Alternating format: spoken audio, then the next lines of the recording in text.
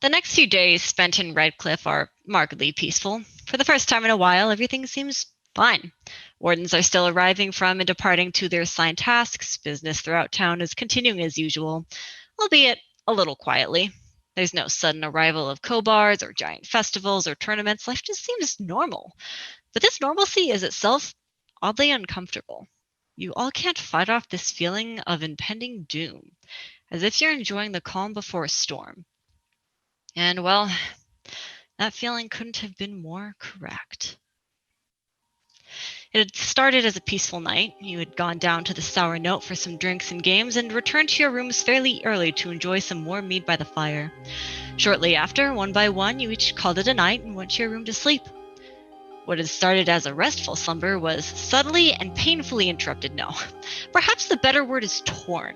Ripped, shredded, broken, well, regardless of your preferred term, you found yourselves sitting upright, awake in bed, looking out the window at the dark night sky.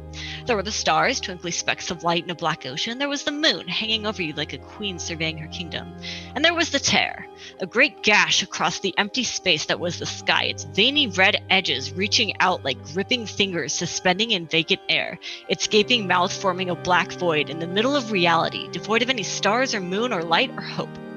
To describe the appearance of the tear as an arrival is not quite accurate, but to say it was formed is not correct either.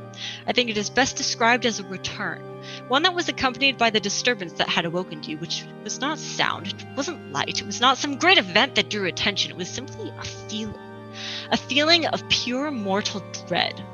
You knew it all along, you knew the history, you knew the prophecies, and you saw the signs. You never had any real doubt, but perhaps you had hope. That all of that logic and evidence was still somehow wrong.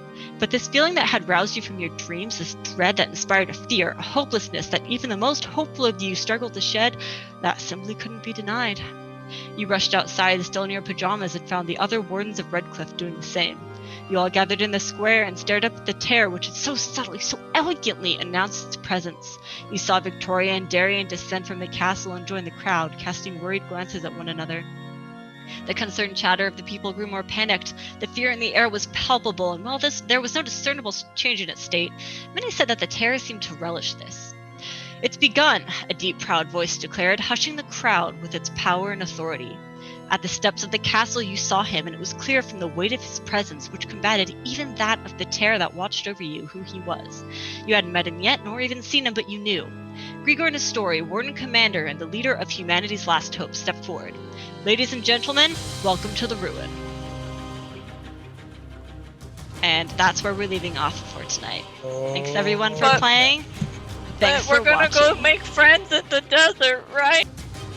I think the vacation's called off. I don't think we're going to the desert or anywhere now. Keepers.